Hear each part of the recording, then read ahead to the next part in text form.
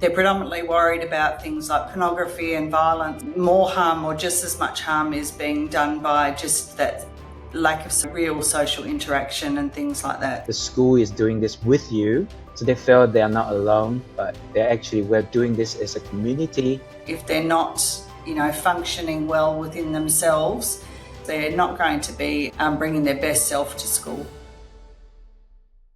Hello and welcome to Spotlight on Student Digital Safety, the Courier podcast, where we unpack the most interesting stories, strategies and learnings on student digital safety for schools, by schools leading the way all around the world.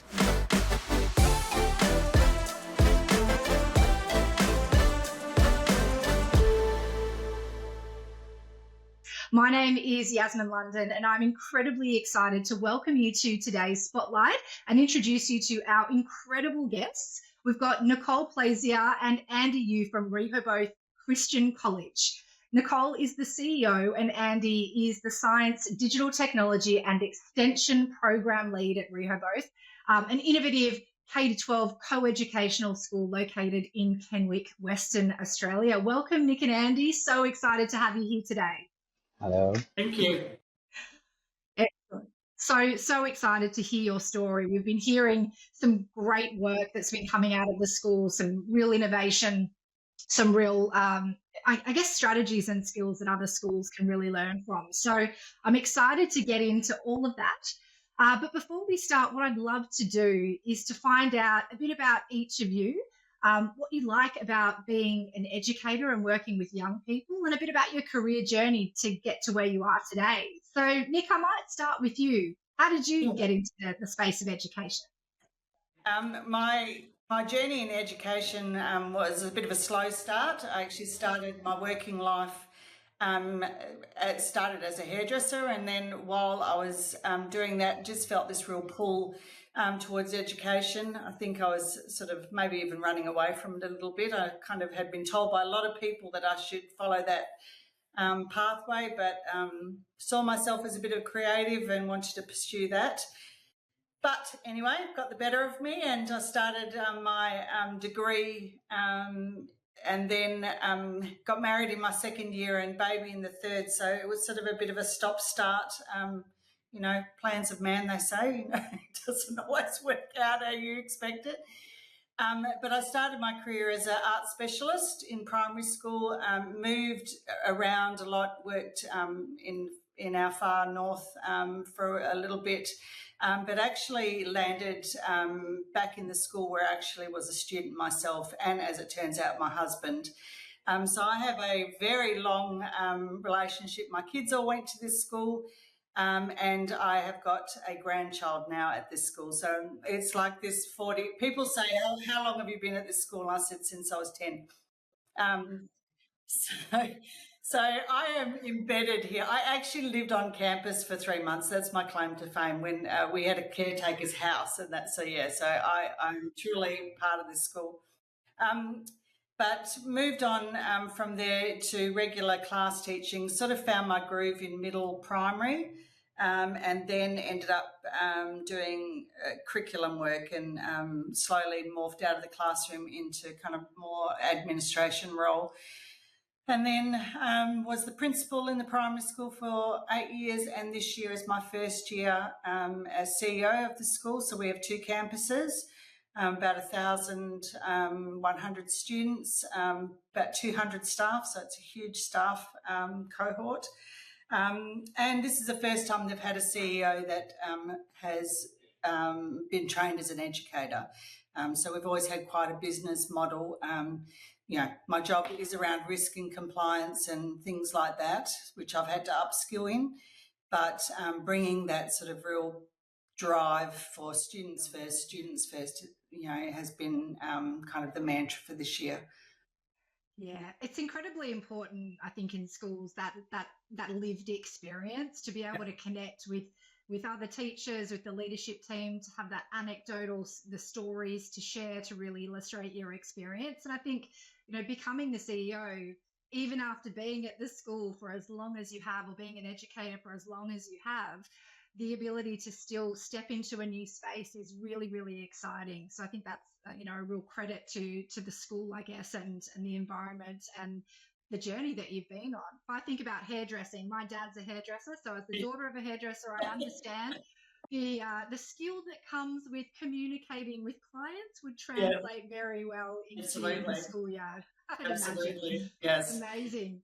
Yep. And Andy, what about you? Science, digital technology, this is an incredibly important space at the moment in schools. Tell me a bit about how you got into, the business of education and what you love Yeah. about what you do today. Yeah, so it starts from my high school. I was quite a lost young man. Do not know what I'm doing. I was kind of a troublemaker, but during my school years, there's incredible teachers that actually had a great influence in my life, and they actually helped to turn my life around. So I understand how educators had such an impact. And later on, I went and joined the army, and one of my postings is actually I stationed in a primary school. So I got started teaching them English, and I just see the incredible amount of like influence that I could have on young people's lives. So I when I came back to Australia, I'm like, let me try, and I fall in love with it since day one. So that's my rough journey. Yeah, I think that's a yeah, really beautiful story and one that, whether you feel comfortable or not at different times to share with students would really validate the struggles that they sometimes go through and to yes, show what, engagement with the system can actually do. mm, You can find your calling by giving back and by being that role model for kids as well. It's yeah, really, really powerful to be able to share that. And your yeah, role now as science and digital mm, technology head yeah. teacher, what are you responsible for in the day to day? Yeah, so besides just teaching science and digital technology, this year we actually had a new role, just looking at how we integrate technology into the classroom. So that involves, because AI has just started and kicked off so much. So one of my job is actually, besides classroom teaching, is to look at our AI policy, putting something together, also to educate our students about AI, what to watch out for, how do you use AI wisely, plagiarism, and all those sorts of issues. And also, yeah, sometimes, I mean, we just started looking at their digital habits. We have been experiencing different abuse of technology. So one of my roles is just to orientate our new year sevens coming in, just helping them to know how to navigate around the use of devices, and train the rest of the high school just how to use AI properly and wisely. So that's pretty much, Yeah. yeah. It's definitely, a new era in education, isn't Mm. it, when it comes to Yeah. AI? And I think over the last year, I've heard from schools there's a real focus on issues like plagiarism and academic Mm. dishonesty, but certainly that safety Yeah. conversation is so important Yes. now, isn't it? It's sort of moving now to that next iteration of how do we make Mm. sure we're looking at children's experiences of Mm. AI and making sure Yeah. that it's not just about what they're doing in or not doing Mm. in class, it's about how that could possibly be used to harm their well-being. So Yeah. many interesting things to unpack. The digital Mm. environment for schools right now, it's really Mm. complex. How would Yes. you describe it, Nick, if you were to describe, how Mm. you're feeling as a CEO and how your staff are feeling about it? Mm. What would you say? Well, I think much like probably a lot of parents is that we feel like we're 5, 10 steps Mm. behind the kids, and as Mm. soon as we sort of put some safety parameters around kids, they're finding ways around it. So I think and I think there's so much technology out there that it's a bit like lingo, we're the last to know kind of thing what's going on. So I think there's an element of that. I think very much feel that our job is to partner with parents in responding to their concerns. We have our own concerns, but parents certainly are articulating a lot of concerns, and maybe even some concerns about the wrong thing. I think they're predominantly worried about things like pornography and violence, and I think more harm or just as much harm is being done by just that lack of social, real social interaction and things like that. So, so just helping parents parent. Mm. Yeah, it's a tricky thing, isn't it? One of the observations that I've made as well over the last little while is parents do seem to be quite fixated on things like screen time rather than, I guess, the content that kids are consuming or how that might impact their thoughts or their behaviors. So really sort of helping them shift gears a little bit to what that next iteration is that they need to be aware of. And importantly, how can they work with their kids to make sure that they've got a good two-way I guess, communicative relationship and that they know what to do if something goes wrong. What about you, Andy? How would you describe the digital environment for schools now? We are a one-to-one school, so students have, a device with them all the time. Now, on one hand, technology really has enhanced their teaching and learning experience a lot. Like, in science, we could have so many, animations, and we can, go out to the world, look at the different beautiful things in the world. So technology really has enhanced their teaching learning experience in the classroom as well.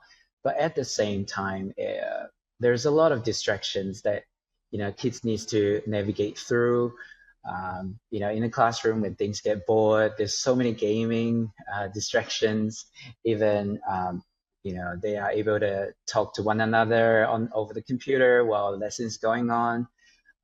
And the kickoff of AI, there's a lot of things that kids had the ability to know how to use them, but not necessarily the wisdom to know how to use them. There's a big difference. So they know how to get there and use this, but at the same time, what I see is kids lack the wisdom to know what to discern, how, where to go, where not to go, how long, and things like that. They tend to get fixated just, on something they have stumbled upon, and sometimes that does harm their well-being. And so as a result, lack of that wisdom often impact on their teaching and learning, on their learning, as well as their welfare overall, their sleep, their everything. So I find that, being able to target this area would be able to strengthen our kids a lot, in their learning environment. Absolutely. I think that's so important. Kids know how to use the tools, but they lack the wisdom, and I think developmentally, they don't have the brain capacity, the impulse control, their frontal lobe's not developed till they're, in their early 20s. So they do just start using things without really a lot of thought. And I think there's a new term that people are sort of coining, AI literacy. So we've got digital literacy, AI literacy is that whole second phase to that. So interesting. Now, our topic today is about innovative models for digital safety and wellbeing. And that's something that you've done incredibly well at Rehoboth. I've seen at the school you've implemented digital safety and wellbeing models. You've begun rolling out to the community, so student, staff and parents, including online safety education based on surveys, detailed sharing of that data with parent communities that drives your decision making. I've even heard about, and I want to hear more about this, horrible parent badges and donuts, lots of donuts. So tell me more about this program. I could start. So I think it started back right at the beginning of the year. I attended two different parent, student events. And just chatting with two parents, and on both occasions at different campuses in quite different socio-economic, cultural, the two schools are quite different. These two parents sort of said, just really struggling with the whole digital thing at home. We haven't given our kids a phone yet, and we're horrible parents, and we're so, that's all but they were actually really quite I would actually say they were quite choked up about it. Actually, they were feeling really under a lot of pressure for their kids. And I said, that is as old as time. The digital thing is not new, but your kids telling you that they're the only ones that don't have this thing or that thing or aren't allowed to do this thing. That's sort of a story as old as time. And I'm now a grandparent, and so I've been through that early days of raising young kids and stuff, and I really feel for them. I didn't raise my kids up in the early years, particularly. Digital stuff came in sort of in their teens, but I sort of think I would do exactly the same stuff they're doing. I walk in that space humbly, because I sort of think some of the things that I kind of go, oh, don't do that, I would have done. I know I would have done. Yeah, 2020 hindsight, isn't it? Yeah, oh yeah, and you sort of think, you've lived that reality of small kids, and I've plonked my kids in front of TV plenty of times. So the alternative to that would be an iPad. Let's be honest. So, hearing that story, and then also at the same time, we have a partnership with Christian Education National, which is kind of a body that they have no governance role, but just a supporting role, I guess, across a bunch of independent Christian schools across Australia. And they had partnered with author Daniel C., who's written Raising Tech Healthy Humans and also Space Makers, both best-selling books in the mainstream market. And they've partnered with him to provide this sort of free resource, which I think is now actually free to everyone. And so we're starting to think around that. And that was also around getting parents together and really sort of driving this conversation amongst other parents. And we've got this great forum, as a school. We have, a captive audience, if you like, with parents, being really connected. And then I started hearing about the stuff that they were doing with Y-Safe and all of that in the high school. And I just went, oh, we could be working at cross purposes here, and sort of drew everyone together and formed, for want of a better word, I hate committee, but, a group of people who were sort of driving in the same direction in our school. So Andy can tell you a little bit more about the evening. Go for it, Andy. What I will say, Nick, though, is how great, I guess, your role as CEO is coming into this situation, because one of the observations that we've made across schools all around the world is that silo effect that can happen between the junior and the senior school, and the opportunity for you to see that, from, I guess, an eagle eye point of view, and realise we can, work together. We can make sure that this is a well thought out, longer term program, I guess, in the school. So valuable there. And Andy, tell me a bit about the program and why you think it really works. Yeah, so the program is really works well in terms of, at the start, there's lots of conversation. So I was talking to IT, I was talking to various people, and then try to bring everybody together. And that was actually a little hard at the beginning. So, but then when Nick saw us starting to talk, and then she brought us all together. And so various parties like the chaplain, the IT department, the school management, and we all come together and we start to share the same vision. And that was so important for us to actually all come together. And we had perspective and our own specialty and gifts and strength from various sides. When Nick got all of us talking together, we have a much clearer picture and direction to go. And I think that's one of the things that makes it so effective, is when all parties that has something to do with this, we all come together, and so that we realize the problem together, we share the same burden and same vision, and we start to also, complement one another. And that's one of the great, I think, reason why this has kicked off so well. Yeah. And then from my side, the another thing that makes it so good is, we started to make a survey and really trying to understand where we are in terms of our digital well-being.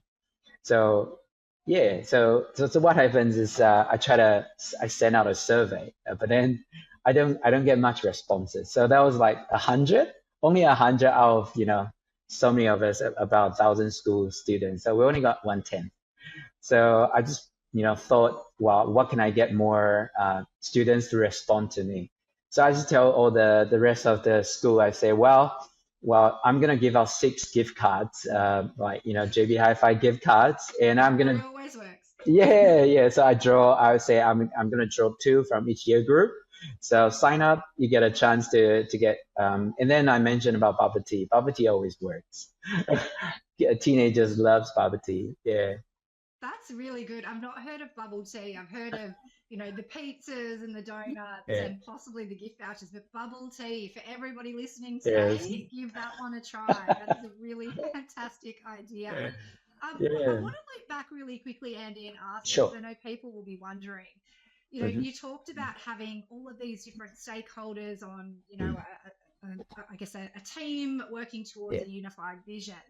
So many schools try to do that, but it's difficult, I guess, when it's really busy and people are feeling, the Yes. pressure of their day-to-day roles. How did you make that happen? How did you get everybody on the same page and delivering, I guess, on what their responsibilities were so that this could drive forward? Yeah, I would say maybe Nick has some input, but I would say first of all is I'm grateful to the school giving me this role and being generous with time and giving me that liberty to drive this.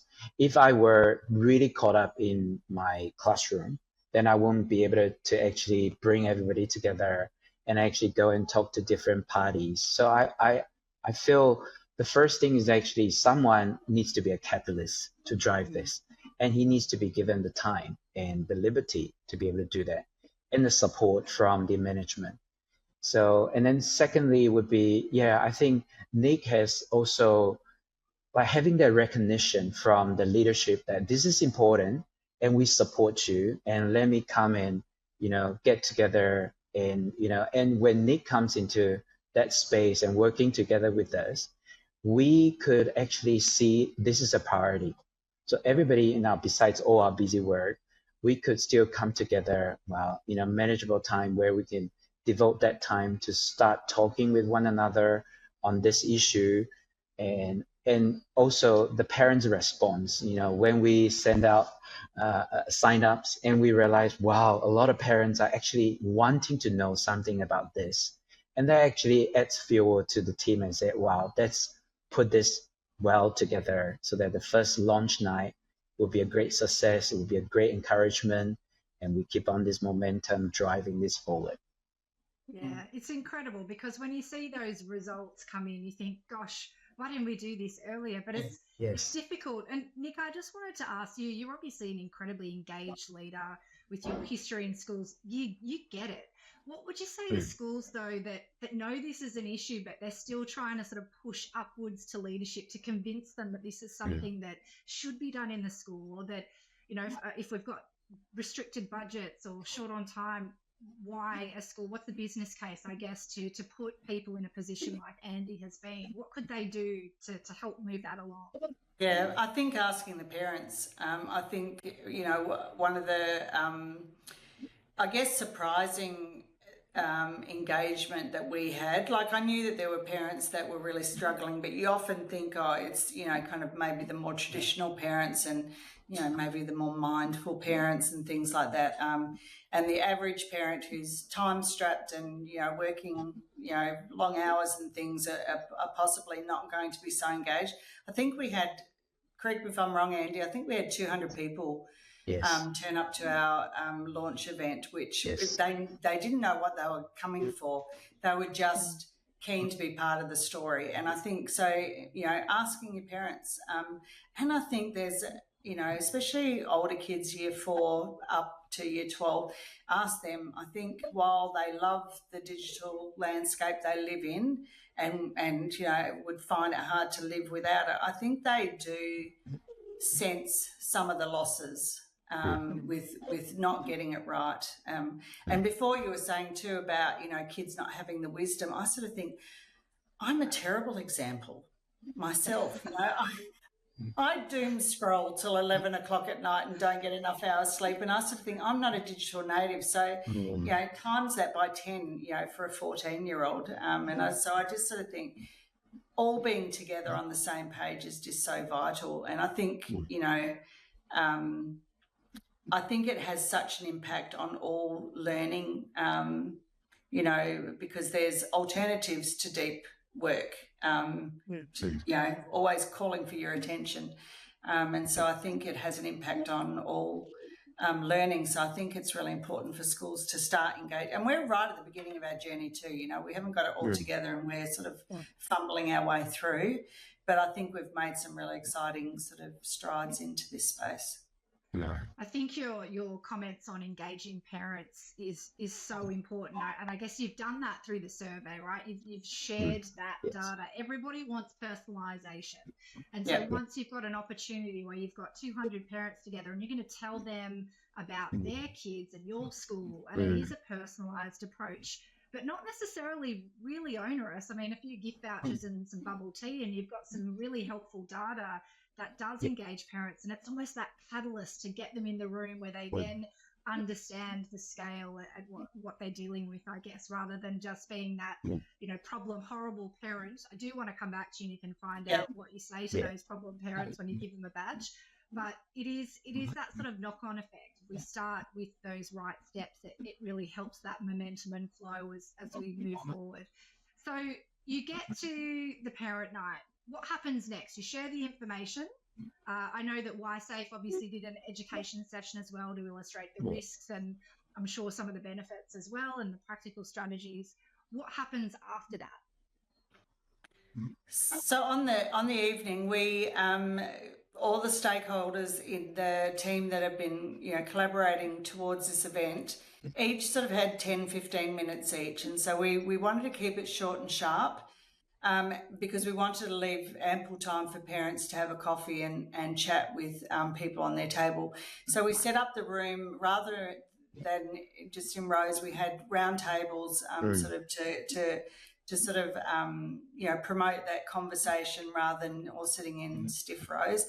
And then we had a spot where the chaplain spoke just about wellness in that digital space. We had Andy and our two primary tech teachers talk about what goes on in the classroom and the things that they're learning. So kind of a real positive, spin on the actual learning that happens at our school.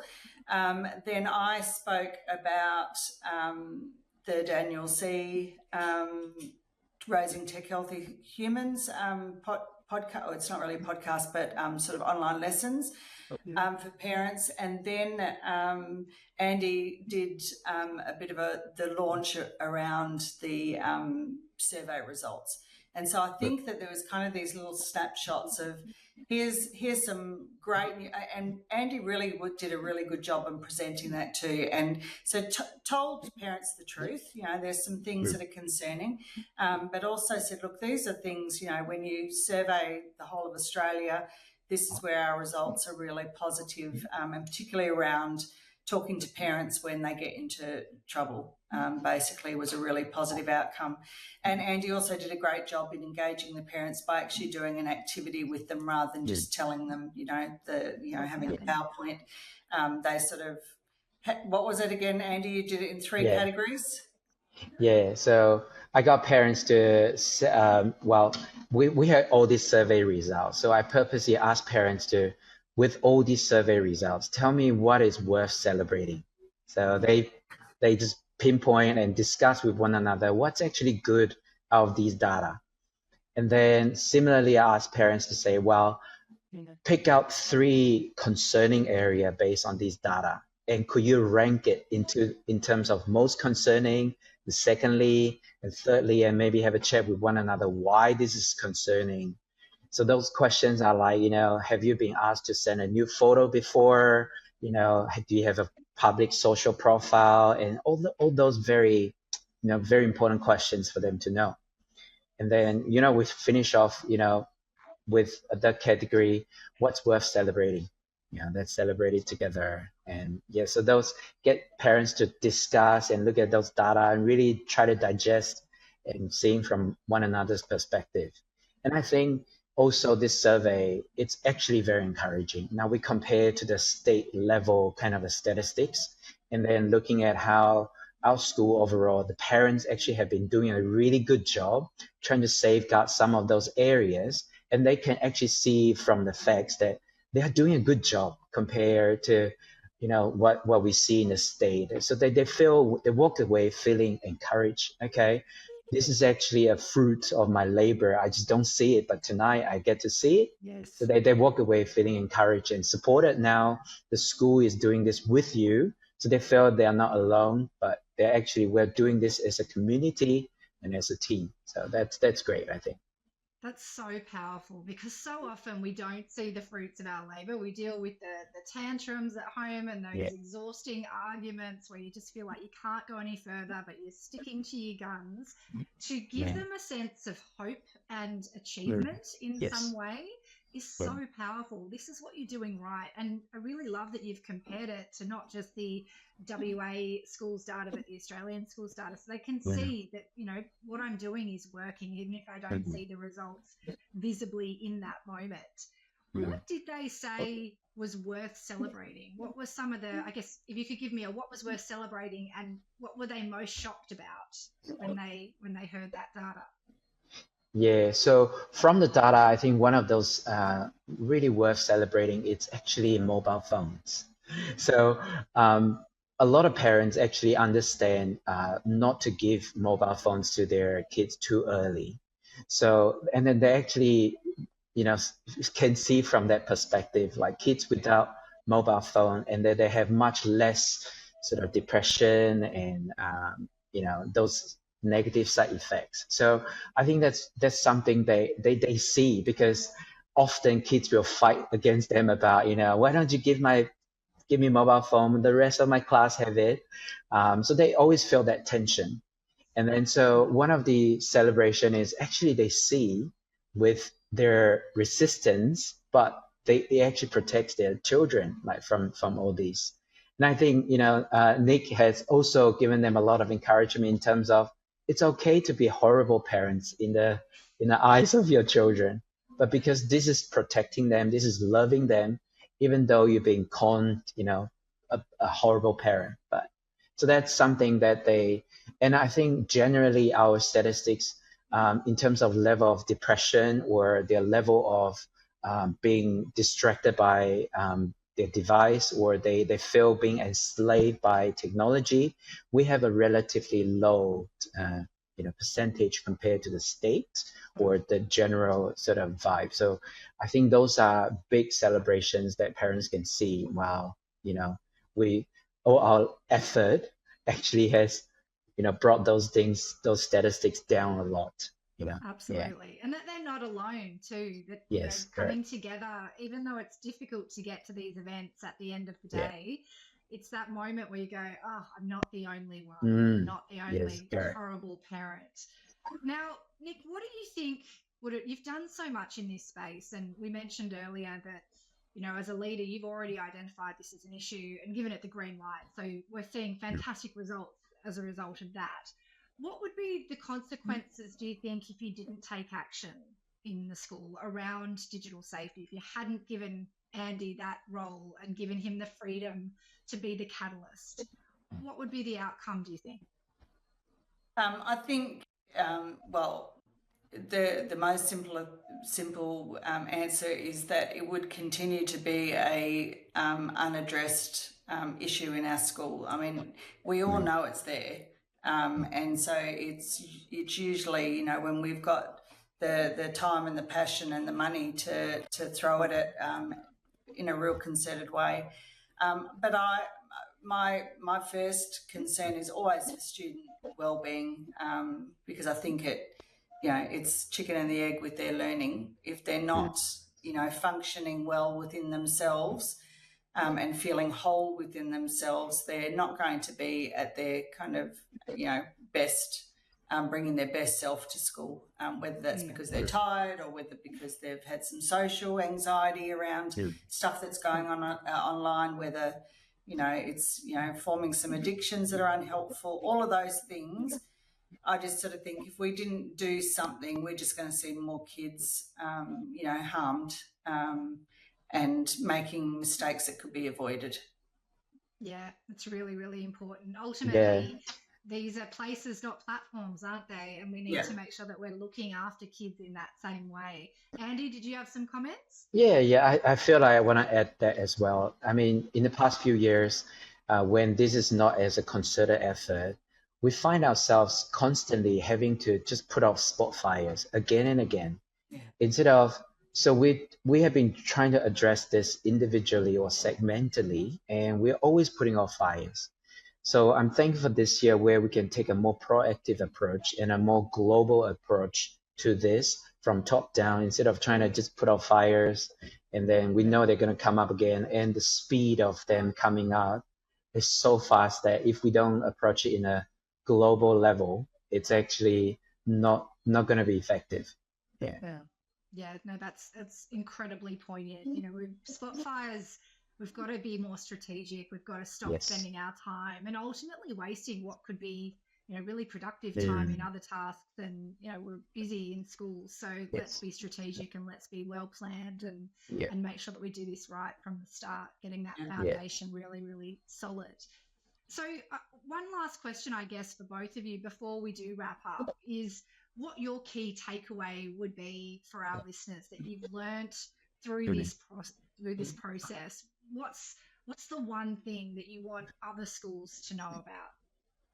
Nick, maybe we'll start with you. Yeah, I think it's that parent engagement. I think it's like filling a hole, bucket with a hole in it. If you just do it from one end, I think parents will find the same. If the school is not on board, they're sort of trying to manage this, behaviour in this space they don't necessarily completely understand alone, and the same goes for us on the other end. And I think that partnership is just vital. And I think, my horrible parent, I actually got enamel pins made. I could stop, stop and get one. I'll go and grab one. Okay, all of us love to see the horrible parent badge. I think listeners today that will be implementing that, even as a provocation, right? It's a conversation starter. It's little things like this, that visibility that people have to show, hey, you're not alone. I'm a horrible parent too. And hey, wear it at home. Oh, I love it. Horrible parent. Yes. So everyone thought I was daft. Well, that's nothing new there, but I got 100 made because it was cheaper than getting 50 made. I really didn't think I'd get rid of 100, but it was like a Boxing Day stampede for them, and they were all gone. And I've ordered another 100 that have just arrived, so that's why I've got some there. But they were very popular, and I've got a dad who wears it he's a plumber, and he wears it on his plumbing thing, and gets asked by all his clients why the horrible parents. And but it was just kind of a fun way of saying, you know what, you're not alone. They're making you feel like you're alone, but you're not, and you have permission to be a parent and do what you know is right for your kid. And so they've been really popular, and like I said, I've had to get another 100. I love it. It's very fun. Is this going to be part of Year 7 orientation every year? You get the badge. Yes, exactly. Yeah. Amazing. So we've rolled out Daniel C. Raising Tech Healthy Humans. We give that to all our kindy and Year 7. We get a big influx of students in Year 7 and kindy. We're giving them that book sort of as a welcome orientation gift to the parents, and catching them up. Our plan is that the launch night will be a repeated event early in the year, every year, so we catch new parents. That reinforcement as well. Sometimes they need to hear these things more than once for it really to or bring their partner along, that may have opted to look after the kids that night or whatever, and just giving lots of parents. It's such a key point, those multiple touch points and opportunities, because those are very real struggles that parents have to grapple with. So just thinking a bit about their point of view and what might work. And Andy, what's your key takeaway? Having been the lead of all of this, seeing the ins and outs, probably dealt with all of the late nights and early mornings trying to get this organised, what's been the key takeaway for you? I think key takeaway would be it's really important to have support from the management. And that will allow this whole initiative to gain a lot of momentum, lots of attention. And and then bringing all the parties, all the relevant parties together. And I could not do this without all these fantastic team, and where we could actually work together and complementing one another, and it's giving a real kick to this. So I'll say management support it's key, and also getting a good teams together of all different party that has something to do with this. Our chaplain, our IT, school management and teachers, and just looking after all sites, and even parent representatives sort of working together with this. And I think that's great. And try bubble tea, it works. And maybe lots of donuts. Bubble tea and donuts are high on the priority list for any listeners on today's podcast. Unbelievable. I really, really loved this conversation. Listening to both of you, the takeaways that I've got are really that schools can take charge in this conversation, particularly when we listen to different stakeholders. But ultimately, it starts by thinking differently and being bold and innovative, using data, of course, to have that good, solid foundation, but also the power of humour, having badges, having that visibility, bubble tea and vouchers, using that sort of the fun, I guess, in the process as well. And as well, being genuinely inclusive of your school community has really paid dividends, is what I'm understanding from all of this. There's a lot to achieve that level of engagement and community support that you've got. So that's a really significant takeaway on my end as well. So some incredible tips for other schools to consider taking. At Qoria, one of the things that we always say is that as the digital world evolves, so do we. And Nick and Andy, you've really shared some incredible thoughts and ideas with our listeners. So we can't wait to see what Rehoboth does next. We'll be keeping a very, very close eye. But thank you so much for joining us today. Lovely. Thanks, Yasmin.